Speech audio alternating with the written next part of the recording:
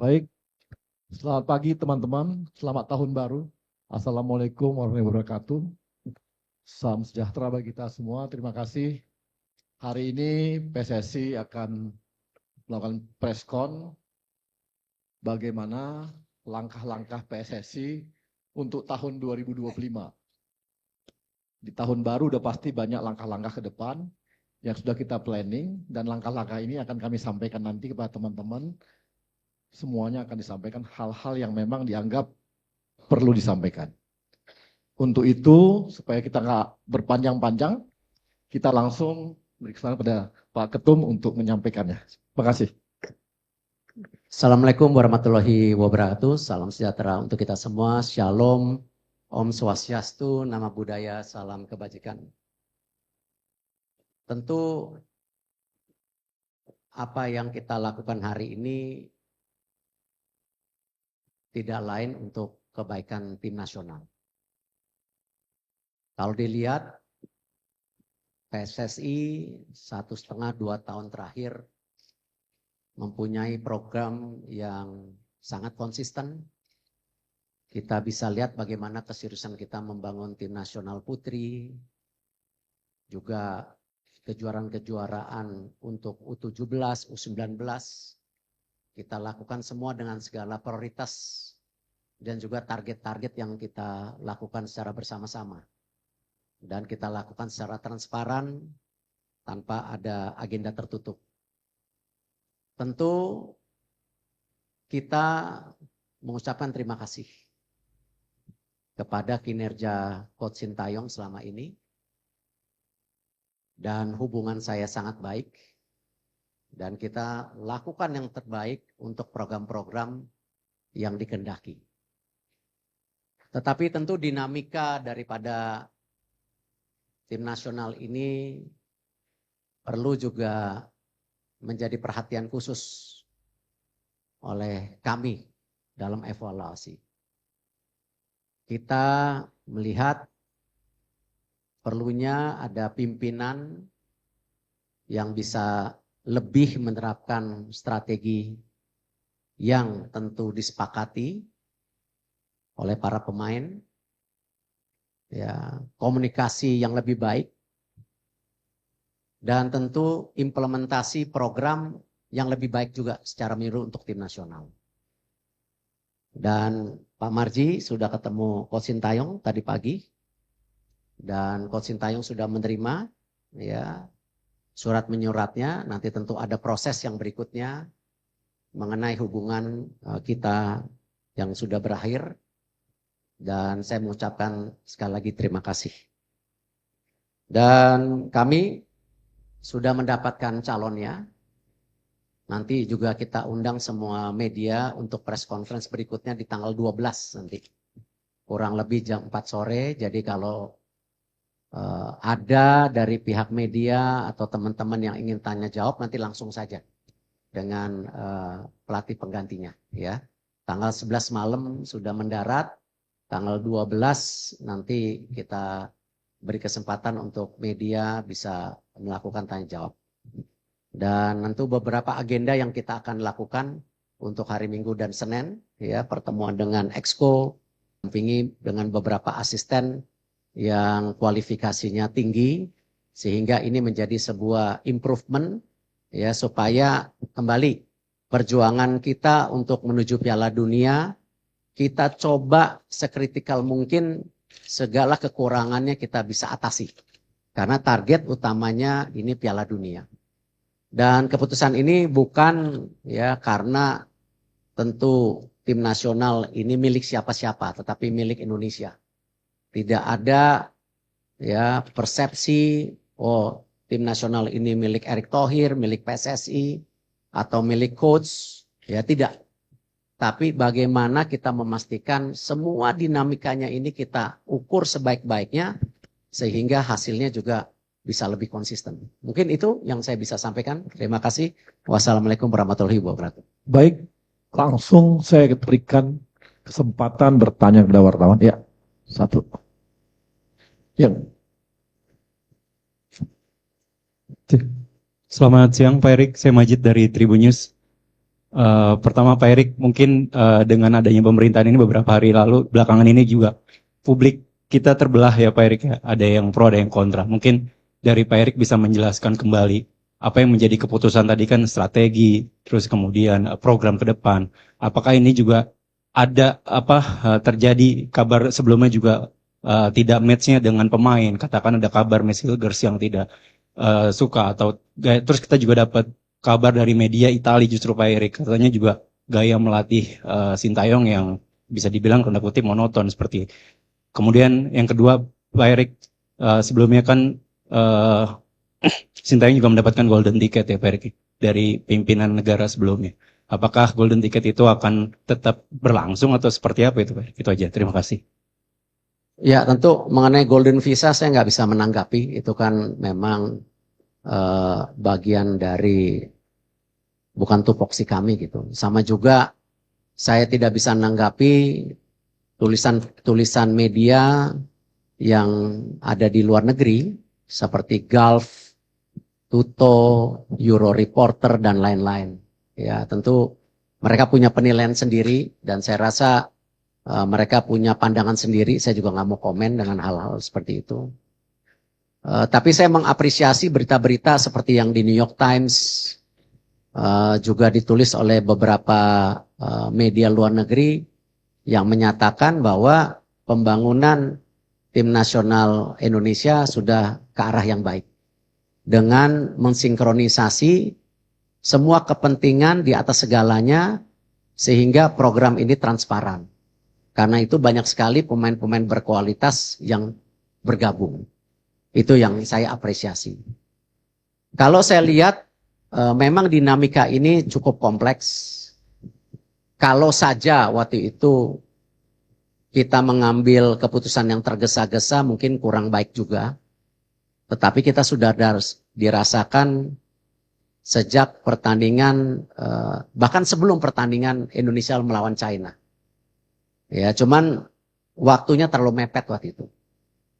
Waktunya terlalu mepet dan ya yang terbaik ya hari ini. Karena kita masih punya waktu hampir 2,5 bulan untuk persiapan. Karena saya juga tidak mau ya mengambil sebuah keputusan yang membuat tentu keadaannya tidak baik.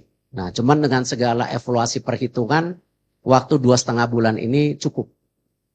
Ya, tidak tergesa-gesa hanya pada saat waktu dinamika yang terjadi Indonesia lawan China waktu itu. Itu yang saya bisa sampaikan. Ya, Mbak. Terima kasih, saya Fitrianto dari Republika. Pak Erik, apakah keputusan ini berkaitan dengan keselarasan dengan pemain-pemain naturalisasi yang mungkin kurang begitu baik dengan STY sehingga harus ataupun pemain Indonesia menurut saya sama saja. Tapi kalau kita lihat sekarang dengan banyaknya di tim nasional yang bermain di luar negeri, tentu dinamika daripada masing-masing individu itu menjadi perhatian. Dan kalau kita lihat nanti salah satunya di tanggal 12 malam rencana ada pertemuan pemain-pemain tim nasional kita yang berkarir di Liga Indonesia untuk bertemu pelatih baru.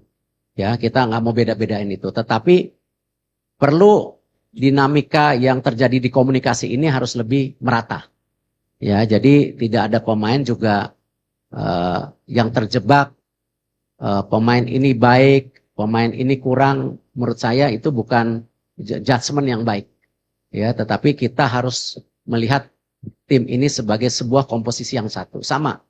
Di sepak bola itu yang paling berat ya memang intangible atau sesuatu yang tidak terukur. Salah satunya ya teamwork itu. Kekompakan antara pemain, pelatih, ya PSSI dengan tim, PSSI dengan pelatih itu paling dinamika yang tentu menjadi tolak ukur yang tidak mudah diprediksi. Tetapi yang tadi saya sampaikan, kalau kita coba sebaik-baiknya, paling tidak titik-titik ini kita bisa kurangi gitu. Ya salah satunya komunikasi yang saya sampaikan tadi, ataupun bagaimana tactical issue yang seperti ditulis oleh beberapa media Eropa, tetapi itu tidak menjadi judgement, ya, tetapi itu menjadi bagian evaluasi. Gitu. Ya.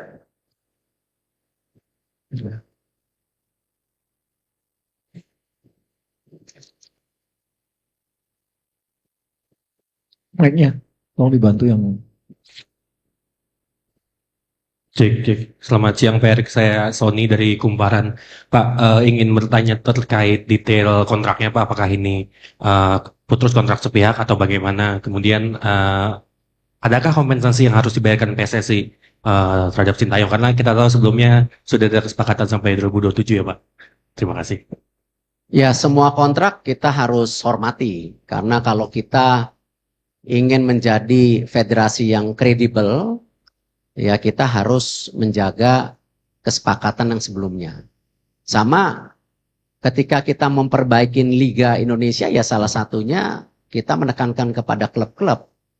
Ya kita nggak mau lagi ada isu mengenai pemain yang tidak dibayar, pelatih yang tidak dibayar. Karena itu salah satu yang kita dorong klub,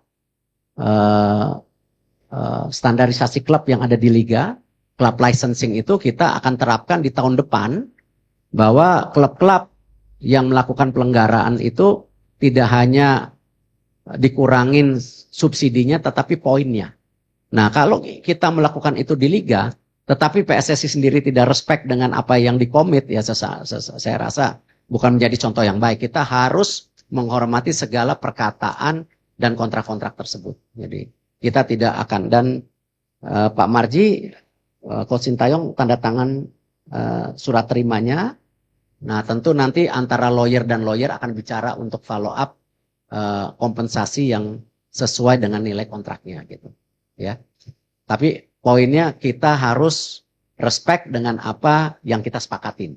Ya, tidak boleh kita sebagai bangsa yang tidak menjaga kehormatan kita, apalagi federasi kita sedang dalam posisi tinggi-tingginya sekarang di mata internasional. Jadi kita harus jaga itu, ya. baik nih. Selamat siang Pak Erik. Tadi sudah dipastikan ya. Oh, saya Heri dari bola.com. Maaf, terlalu semangat nih. Dalam beberapa hari terakhir setelah isu pemecatan Sintayong kan muncul di beberapa media sosial bahwa ada nama-nama yang muncul. Ada yang menyebut Patrick Kluivert, ada yang menyebut ini itu. Mungkin bisa dipastikan siapa Pak penggantinya Sintayong di timnas Indonesia. Kemudian kedua untuk Pak Marji, tadi pagi disebutkan Pak Marji bertemu dengan Coach Shin. Mungkin apa yang disampaikan Pak Marji kepada Coach Shin mungkin, dan apa yang disampaikan Coach Shin kepada Pak Marji bisa diceritakan. Itu aja, terima kasih. Pak Marji, silakan Pak Marji. Terima kasih Pak Ketum. Saya perlu sampaikan berkaitan dengan pertemuan saya dengan Coach Shin. Alhamdulillah semuanya berjalan dengan baik, smooth, tidak juga ada persoalan apa-apa. Prinsipnya Coach Shin menerima keputusan pemutusan hubungan kerja antara PSSI dengan Coach Sintayong, dan Coach Shin mengucapkan terima kasih atas kepercayaan yang sudah diberikan PSSI kepada Coach Shin selama kurang lebih hampir 5 tahun. Dan pesannya Coach Shin mudah-mudahan timnas bisa lolos ke Piala Dunia. Itu aja. Pak. Untuk pelatih-pelatih yang diinterview memang ada 3 nama waktu itu. Dan juga berikut beberapa asisten sebagai opsi untuk pendamping pelatih. Karena kita yakini tidak ada pelatih yang sempurna. Pasti masing-masing pelatih punya kekurangan. Nah, memang salah satu kandidat yang saya interview yang namanya disebutkan tadi. Tapi daripada menebak-nebak, kan tadi saya bilang tanggal 11 sampai tanggal 12 nanti ada press conference jam 4. Lebih baik media bisa bertanya langsung kepada pelatih yang tentu kita sudah sepakati. Gitu. Oke, yang pojok. Halo, selamat siang. Saya Dwiki dari BBC Indonesia. Saya mau bertanya, kan pergantian pelatih ini kan ada di tengah-tengah pada saat kualifikasi Piala Dunia yang sedang sebenarnya dalam posisi yang positif gitu ya. Sempat ada pemikiran nggak dari Pak Ketum dan juga tim PSSI keseluruhan bahwa jika mengganti pelatih di tengah jalan seperti ini akan menjadi blunder besar bagi PSSI? Seperti itu. Terima kasih. Saya rasa hal yang biasa. Memang untuk posisi kualifikasi Piala Dunia ini juga banyak negara-negara mengganti pelatihnya. Tinggal dihitung resikonya. Makanya tadi saya ceritakan kejadian di China itu sebelum pertandingan bahkan sudah terjadi dinamika yang cukup tinggi. Ya Pak Marzi benar ya. Tapi kita berhitung-hitung kalau itu dilakukan saat itu tentu jarak ke pertandingan berikutnya terlalu singkat. Dan hari ini yang terbaik karena kita masih punya waktu 2,5 bulan. Dan tentu resiko-risiko tetap ada. Tetapi lebih baik kita mengambil resiko daripada menyesal di kemudian hari. Nah, dan kita juga mencari tentu figur-figur yang tadi kita yakini bisa memberikan extra effort dari dinamika komunikasi, leadership, ataupun taktikal bermain yang bisa kita harapkan. Itu sih. Pak, sedikit lagi Pak, satu lagi Pak. Berarti apakah dengan kata lain bisa dibilang kegagalan di AFF menjadi faktor terbesarkah atau tidak sebenarnya? Gini, semua pertandingan yang kita ikutin ya pasti ada evaluasinya. Tadi saya bilang kan kita melihat dari pertandingan Indonesia-China. Memang dipikir terlalu ambisius, tapi tidak. Karena kita menghitung strategi-strategi atau target-target angka-angka kemenangan itu kan kita sudah hitung waktu itu. Ya, gimana kalau kita waktu itu kalah dengan Saudi? Ada press conference hari ini enggak? Ya, nggak usah diomongin, udah pasti gagal Piala Dunianya. Karena poinnya sudah tidak ada. Justru di 4 pertandingan berikutnya ini ya kita berharap kita menimba poin gitu. Jadi sekecil apapun yang menjadi tentu ini kita harus perbaikin. Itu yang kita harapkan. Ya, Ya, pojok. Ini orang bola. Yang itu, yang pojok itu pojoknya.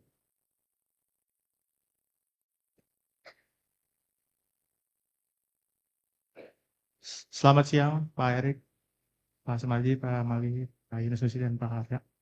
Saya Taufik dari FIFA Goal. Mau bertanya, tadi Pak Erik kan bilang sudah menginterview beberapa kandidat. Mungkin itu waktunya kapan Pak? Dan apakah di interview itu ada permintaan atau jaminan untuk meloloskan Indonesia ke Piala Dunia atau akan bisa menerapkan taktik permainan yang menyerang? Dan untuk yang kedua, tadi Bapak bilang kondisi tim memburuk sebelum lawan Cina. Apakah kondisinya tidak membaik Pak sebelum menang lawan Arab? Terima kasih. ya kemarin saya mendapat izin dari Bapak Presiden, walaupun gimana kan saya menteri ya. Jadi kalau traveling ke luar negeri saya izin. Saya mendapat kesempatan 5 hari kemarin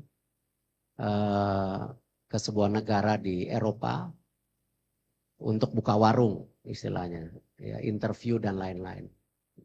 Dari tanggal 25 sampai 30. Kesempatan itu yang saya lakukan karena memang dalam menginterview pelatih itu tidak bisa dilakukan melalui video conference karena tidak dapat chemistry-nya. Harus berduduk one on one dan bahkan sebenarnya yang saya tawarkan juga sengaja itu tanggal 25. Yaitu hari Natal sebenarnya. Bukan saya tidak menghormati hari besar, cuman itu bagian kita juga mengetes keseriusan dan komitmen. Dan saya mendarat jam 6.10 pagi, jam 10 udah buka warung istilahnya. Ya dari 3 pelatih ada 1 yang datang. Nah itu yang saya lihat, wah ini poinnya lebih. Gitu, karena walaupun habis interview, dia pulang lagi ke negaranya. Ya karena hari Natal kita harus hormatin itu. Dan saya juga Tidak mau memakan waktu, biasanya interview 2 jam, 2 jam setengah cukup saya rasa.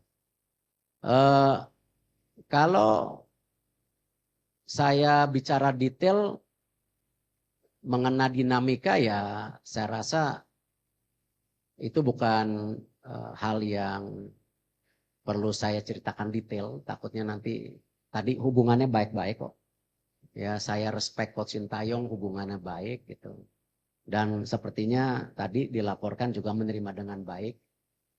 Dinamika itu ada, tapi saya nggak mau bicara detail. Malah nanti menjadi dispute seakan-akan habis manis pah dibuang gitu loh. Ya saya nggak mau dalam itu. Karena apapun yang sudah dilakukan semua baik.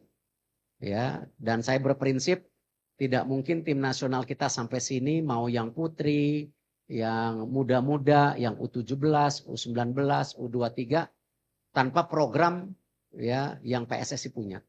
Tapi PSSI menyadari tanpa pelatih yang baik tidak mungkin punya tim nasional yang baik. Tetapi tanpa kualitas pemain, ya mau programnya baik, pelatihnya baik, ya nggak jadi apa-apa. Karena pemain menjadi sebuah kualitas yang penting. Ya Manchester City tanpa Rodri kalah melulu tuh. Ya cuma satu Rodri berarti. Nah artinya apa? Ya memang ketiga balancing antara program, pelatih, dan kualitas pemain ini ya harus punya keseimbangan. Tidak bisa satu dan lainnya yang lebih menonjol gitu. Ya, jadi ini menjadi sebuah satu kesatuan gitu. Tinggal satu ya. Ya Mbak, yang cewek dulu. Tadi.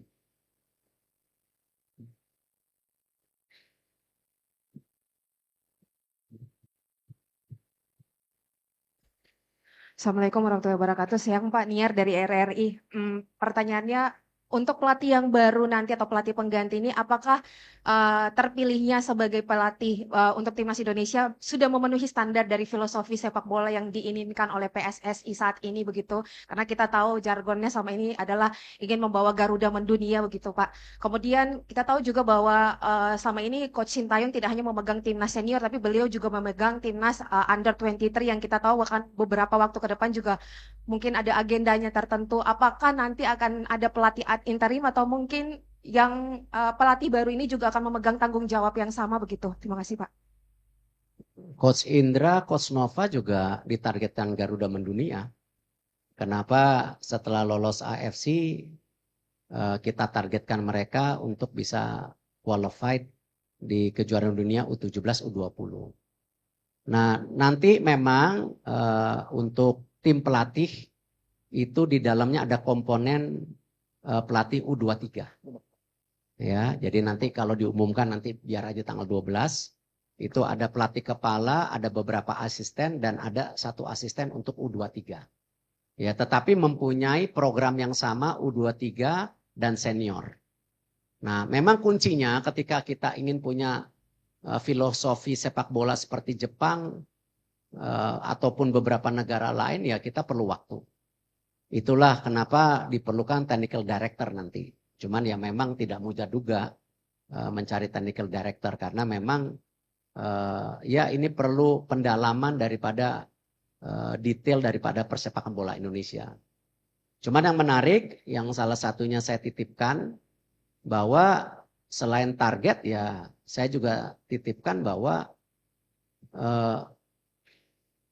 filosofi sepak bola ini mesti dibangun dari senior dan U23 dan itu disanggupi tentu dengan waktu-waktu juga perlu support dari banyak pihak tentunya.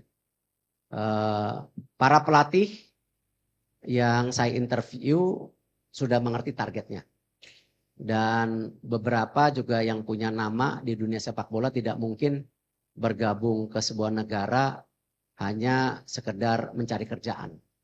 Ya, tetapi mereka pasti mempunyai target personal ya di mana tentu ingin menjadi bagian sejarah legacy yang kita miliki gitu. Yaitu lolos ke Piala Dunia. Ya, terakhir di SCTV. Selamat siang Pak Erik. Satu pertanyaan Pak. Ada isu mengenai tekanan dari mafia bola untuk menggantikan Coach Sintayong sebagai pelatih Pak.